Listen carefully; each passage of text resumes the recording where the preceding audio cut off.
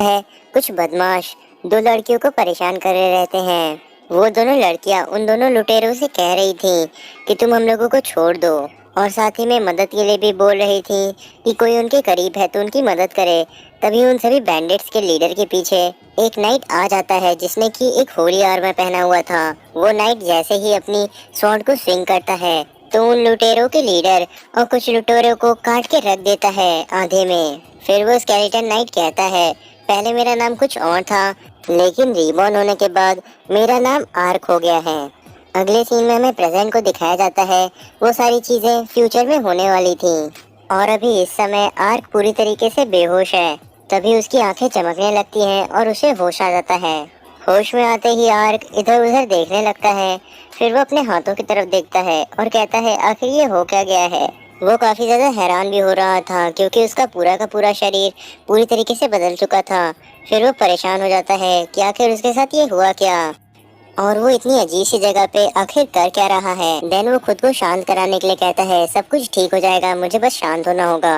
आगे वो अपने आर्मर के बारे में बात करने लगता है। ये पूरी तरीके से ओवर पावर्ड आर्मर है और इस आर्मर का नाम है होली आर्मर ऑफ बैलेनस।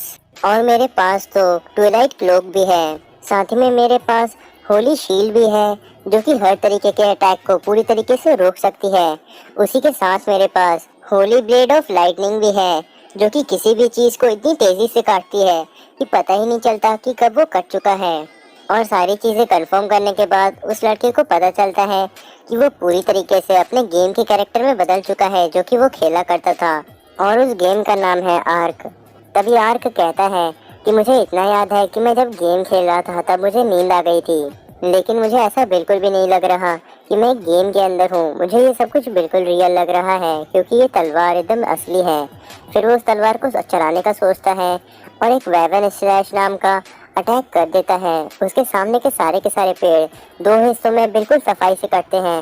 फिर वो कहने लगता है, आखिर ये हुआ क्या यहाँ पे, ये इतना ज्यादा ताकतवर कैसे हो गया, मुझे तो नहीं पता था कि वेवन स्लैश इतना ज्यादा ताकतवर होगा। फिर उसके बाद वो कहता है, शायद मैंने मैजिक इस्तेमाल करना चाहिए। आगे वो फायर का इस्तेमाल करता है और वहाँ के एक चीज को जला देता है। वो एक पेड़ रहता है तो वो तुरंत ही राख में बदल जाता है और बिल्कुल असली लग रहा था वो सब। फिर वो कहता है, क्या मैं किसी तरीके से एक गेम के अंदर आ गया, ऐसा तो होना नामुमकिन है। तभी वो फिर से सोचने लगता है कि कल के दिन तो मुझे इतना याद है कि मैं गेम खेलते वक्त सोया था, लेकिन मुझे उसके आगे का कुछ भी याद नहीं है। उसके बाद वो कहने लगता है, मुझे अभी की सिचुएशन पे ज़्यादा ध्यान देना चाहिए। फिर वो सोचने लगता है कि उसकी क्लास थी होली नाइट की, और इसका मतलब ये है कि वो फायर का इस्तेमाल नहीं कर पाता क्योंकि वो सिर्फ और सिर्फ मेज कर सकते हैं और उसे मैजिक नहीं आता। और अभी वो थोड़ी बहुत बाकी की क्लासेस भी इस्तेमाल कर पा रहा है। तो क्या इसका मतलब ये है कि वो सभी के सभी स्किल्स का इस्तेमाल कर सकता है एक होली नाइट बनने के रास्ते के ऊपर। देन वो अपनी स्वॉर्ड को ऊपर करता है खुश होकर के और कहता है, अब मैं सुपर स्ट्रांग हूँ और इस दुनिया में शायद ही मुझसे कोई लड़ सकता है। लेकिन तभी आर्क को कुछ अजीब सा लगता है। फिर उसे पता चलता है कि उसे भूख लगी है, लेकिन जब वो अपने पॉकेट्स को चेक करता है तो उसमें बिल्कुल भी पैसे नहीं थे। तभी वो एक टाउन में जाकर के वहाँ से पैसे कमा करके कुछ खरीदने के बारे में सोचता है और ट्रांसपोर्टेशन स्किल गेट का इस्तेमाल करता है एक टाउन में जाने के लिए। लेकिन वो अपने से थोड़ा सा आगे एक क्लिफ के अंदर नीचे गिर जाता है और अगले सीन में वो ऊपर की ओर चढ़ रहा रहता है क्योंकि उसकी स्किल काम नहीं की थी। ऐसा इसलिए हुआ क्योंकि उसे जिस जगह पे जाना है उसके बारे में सोचना रहता है, और क्योंकि वो इस दुनिया में नया नया आया है इसीलिए उसे कहीं भी कुछ भी नहीं मालूम है, तो वो टेलीपोर्ट कैसे करेगा। लेकिन तभी वो एक स्किल का इस्तेमाल करता है और हवा में थोड़ी थोड़ी दूरी तक बार बार टेलीपोर्ट करता रहता है और उसका नाम रहता है डायमेंशन मूव। और वो सिटी के पास थोड़ा सा करीब आकर के नीचे की ओर उतर जाता है और काफ़ी खुश होने लगता है क्योंकि वो जल्दी ही पहुंच गया और साथ ही में आर्क को काफ़ी मज़ा भी आया था। तभी उसकी नज़र जाती है पानी की तरफ जो कि काफ़ी रियल लग रहा था। तो फिर वो पानी पीने के लिए जाता है, लेकिन तभी वो अपने चेहरे को देखता है जो कि पूरी तरीके से एक स्केलेटन का था और वो काफ़ी डर जाता है। आर्क के पसीने छूट रहे थे क्योंकि वो इस समय अपने गेम के कैरेक्टर में है और उसने गेम के अंदर एक स्केलेटन का अवतार चुना था, मतलब कि अभी वो एक स्केलेटन है और ये उसके लिए एक बहुत ही बड़ी परेशानी की बात है। क्योंकि अगर टाउन में किसी ने भी उसे इस तरीके से देखा, एक स्केलेटन के अवतार में, तो वो लोग उसे मॉन्स्टर समझेंगे और वहाँ पे तमाशा मच जाएगा और सभी उसे मारने लगेंगे रिवॉर्ड के लिए, और वो किसी और का एक्सपीरियंस पॉइंट बन के रह जाएगा। तभी वहाँ पे आर्क मतलब कि हमारे स्केलेटन नाइट को एक आइडिया आता है और वो कहता है अगर सारी चीज़ें ऐसी ही होने वाली हैं तो मैं कम से कम अटेंशन को ग्रैब करने की कोशिश करूँगा। उसके बाद वो अपने हेलमेट को पहन लेता है और कहता है मैं इसे किसी कीमत पे नहीं उतारने वाला। आगे आर्क उस टाउन के अंदर चला जाता है क्योंकि वो उस टाउन के काफ़ी ज़्यादा करीब था। तभी वो वहाँ पे लोगों को बातें करते हुए सुनता है किसी मॉन्स्टर के बारे में कि वो यहाँ पे आ गए हैं। और जब वो वहाँ से जा रहा था तभी वहाँ पे उसे किसी चीज़ की स्मेल आती है जो कि काफ़ी अच्छी थी। और जब वो उस जगह पे पहुँचता है जहाँ से वो स्मेल आ रही थी तो वो खाने की थी, वो भी रोस्टेड मीट की। आर्क को वो मीट देखने से काफ़ी अच्छा लग रहा था, तो फिर वो कहता है कि मुझे पैसे चाहिए, तो मुझे अभी से ही उन्हें कमाना शुरू कर देना चाहिए। और जब वो पैसे कमाने की एक जगह को ढूंढ रहा था तभी उसे रास्ते में दो लोग बात करते हुए मिलते हैं। उन लोगों की बातों से हमें ये पता चलता है कि एक लड़की किसी गिल्ड से इंफॉर्मेशन खरीद रही थी और वो बातें अच्छी नहीं जा रही थी, तो फिर वो लड़की वहाँ से जाने लगती है। उस लड़के को एक्स्ट्रा पैसे चाहिए थे जो कि उस लड़की ने नहीं दिए थे, तो फिर वो कहता है सभी एल्फ से बात करना इतना मुश्किल क्यों होता है। ये सुन करके कि वो लड़की एक एल्फ है, आर्क की आंखें चमकने लगती हैं और कंफर्म करने के लिए वो उसके कानों को देखता है जो कि लंबे से थे, बिल्कुल एक एल्फ की तरह। तो फिर आर्क काफी जोर से खुश होकर के चिल्लाता है और कहता है ये तो काफी अच्छी बात है। ये सुन करके वो एल्फ लड़की वहां से जाने लगती है क्योंकि आर्क उसे काफी ज्यादा अजीब लग रहा था और उसे वहां पे ज्यादा रुकना सही नहीं लगा। आर्क उस लड़की का पीछा करते हुए उस जगह से बाहर निकलता है और जहाँ पे वो पहुँचता है मर्सिनरी गिल्ड के गेट के सामने। वहाँ पे अंदर जाकर के वो अपने लाइसेंस को बनाने के लिए कहता है। मर्सिनरी गिल्ड के लोग कहते हैं आप तो एक नाइट हैं जिसके पास पहले से ही एम्प्लॉयमेंट है, तो आप यहाँ पे मर्सिनरी का काम क्यों करना चाहते हैं। लेकिन फिर भी तुम्हें अगर लाइसेंस चाहिए तो तुम्हें ट्रायल पास करना होगा। उसके लिए तुम्हें मॉन्स्टर, बैंडिट्स और बीस्ट में से किसी तीन को मार करके लाना होगा और तुम्हें प्रूफ देना जरूरी है क्योंकि उसके बिना हम लोग लाइसेंस नहीं दे सकते। आर्क मॉन्स्टर्स के बारे में सुन करके काफी ज्यादा खुश होने लगता है बच्चों की तरह। फिर उसके बाद वो वहां से चला जाता है क्योंकि उसे लो प्रोफाइल रहना था और सभी लोग उसे अजीब समझ रहे थे क्योंकि एक नाइट पहली बार मर्सनरी गिल्ड पे आया था। अगले सीन में दिखाया जाता है आर्क ने दो बीस्ट पकड़ लिए थे। उसके बाद वो कहने लगता है मुझे काफी ज्यादा भूख लगने लग गई है, बस अब एक और बाकी है।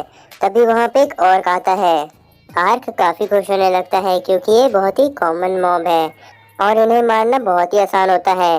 फिर वो अपने एक स्लैश की मदद से उसे टुकड़ों में काट देता है। फिर आर्क उन सभी चीजों को लेकर के अपने बैग में भरता है और वहाँ से जाने लगता है। तभी वो रास्ते में देखता है कि वहाँ पे काफी सारे बैंडिट्स हैं और उन्होंने एक कैरेज को रोक रखा है उसे लूटने के लिए। उस कैरेज के सभी गार्ड्स उन बैंडिट्स से हार जाते हैं और आखिर में वहाँ पे सिर्फ और सिर्फ दो लड़कियाँ बचती हैं। तो फिर आर्क सोचने लगता है कि मुझे अभी जाकर के उन्हें बचाना चाहिए, लेकिन वो सभी कोई मॉन्स्टर्स नहीं है, वो सभी इंसान हैं और मैं अगर इंसानों से लड़ूंगा तो ये पीवीपी बैटल की तरह होगा जिसमें दोनों में से किसी एक पार्टी को मरना ही पड़ता है। वो दोनों लड़कियां बार बार मदद के लिए चिल्ला रही थीं। तो फिर आर्क कहता है कि मेरे पास सर से लेकर के पैर तक मिथिक लेवल गियर है, तो मुझे किससे डरने की जरूरत है, मैं अभी जाके उन्हें मार सकता हूँ। तभी उन सभी लुटेरों के लीडर को कुछ अलग सा लगता है अपने पीछे और जैसे ही वो पीछे मुड़ता है तो वहाँ पे आर्क खड़ा था। देन आर्क अपने स्वॉर्ड को स्विंग कर देता है और वो सभी टुकड़ों में कट जाते हैं। सभी बैंडिट्स ये देख करके पूरी तरीके से डर चुके थे, तो फिर वो लोग भागने लगते हैं। तभी ये सुन सभी बैंडिट्स से कहता है तुम सभी नहीं भाग सकते और वाइवन स्लैश का हमला कर देता है। उन सभी बैंडिट्स के भी चीथड़े उड़ जाते हैं। फिर वो उन दोनों लड़कियों के पास जाता है और उनसे कहता है कि मैंने तुम लोगों को बचा लिया। वो सभी आर्क को शुक्रिया कहती हैं और कहती हैं ये लेडी है किसी बड़ी फैमिली की और जब हम लोग यहाँ से कहीं जा रहे थे तब हमारे ऊपर कुछ बैंडिट से हमला कर दिया। फिर वो पूछती है कि आप यहाँ पे क्या कर रहे हैं, आप तो एक नाइट लग रहे हैं। तो फिर आर्क सोचने लगता है कि मुझे एक कर्स ने हिट किया था मेरे कैरेक्टर की स्टोरी लाइन में गेम के अंदर। और मैं उसी कर्ज को ठीक करने की जर्नी पे निकला हुआ हूँ। उन लड़कियों ने आर्क के बारे में जितने भी सवाल पूछे थे, आर्क ने उसका जवाब दिया कि हम लोग उसके बारे में बाद में बात करेंगे। उसके बाद वो बैंडेट्स की बॉडी के पास जाता है और उन्हें डिस्पोज कर देता है अपने फ्लेम मैजिक की मदद से। उसके बाद वो कहने लगता है कि मुझे थोड़ी समय के लिए लगा कि मुझे एक इंसान को नहीं मारना चाहिए, लेकिन ये सभी पूरी तरीके से बुरे थे। तभी उसकी नज़र वापस से उन दोनों लड़कियों के ऊपर जाती है जो कि उसके ऊपर बिल्कुल भी ध्यान नहीं दे रहे थे। तो फिर आर्क कहता है कि बैंडेट्स के पास जितने भी सामान थे वो सभी अब मेरे हो जाएंगे। देन वो सारे सामान को घोड़ों के ऊपर रख देता है उन्हीं बैंडेट्स के, और वहाँ पे वो दोनों लड़कियां भी आ जाती हैं। तो फिर आर्क उन सभी से कहता है चलने की तैयारी करने के लिए। वो दोनों उसे शुक्रिया कहती हैं। आर्क उन दोनों से कहता है कि मैं अपने सामने किसी को भी मरते हुए नहीं देख सकता था, इसलिए मुझे तुम्हारी मदद तो करनी ही थी, इसलिए शुक्रिया मत कहो। लेकिन वहीं अंदर ही अंदर आर्क पूरे समय यही सोच रहा था कि उसे कैसे भी जाकर के टाउन के अंदर अच्छे से खाना खाना है। अगले सीन में आर्क उन लोगों के साथ ही जा रहा था थोड़ी दूर तक, ताकि उनके ऊपर फिर से मुसीबत ना आ जाए। वो लड़की आर्क को ही देखे जा रही थी, जिसकी वजह से आर्क के पसीने छूटने लगते हैं। और वो सोच रहा था कि क्या ये लड़की मेरे हेलमेट के अंदर देखने की कोशिश कर रही है, वहाँ के छोटे छोटे होल्स की मदद से। और उसी समय उस लड़की की मेड आर्क से उसका नाम पूछती है। आर्क अपना नाम आर्क बताता है और उसके आगे कुछ भी नहीं बोलता। लेकिन पूरे समय टाउन तक जाते वक्त आर्क सिर्फ और सिर्फ खाने के बारे में ही सोच रहा था, क्योंकि उसे काफ़ी ज़्यादा भूख लगी थी।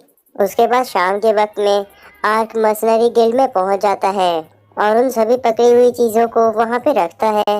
मर्सनरी गिल्ड के लोग काफ़ी ज़्यादा हैरान हो जाते हैं, क्योंकि उसे आधा दिन भी नहीं लगा ये सारे के सारे टास्क पूरा करने में। साथ ही में मर्सनरी गिल्ड का वो मेंबर आर्क को मॉन्स्टर के अंदर के रूल्स निकाल के देता है और बताता है कि तुम इससे मैजिक वेपन बना सकते हो, तो हर बार मॉन्स्टर्स मारने के बाद उनके रूल्स निकाल लेना।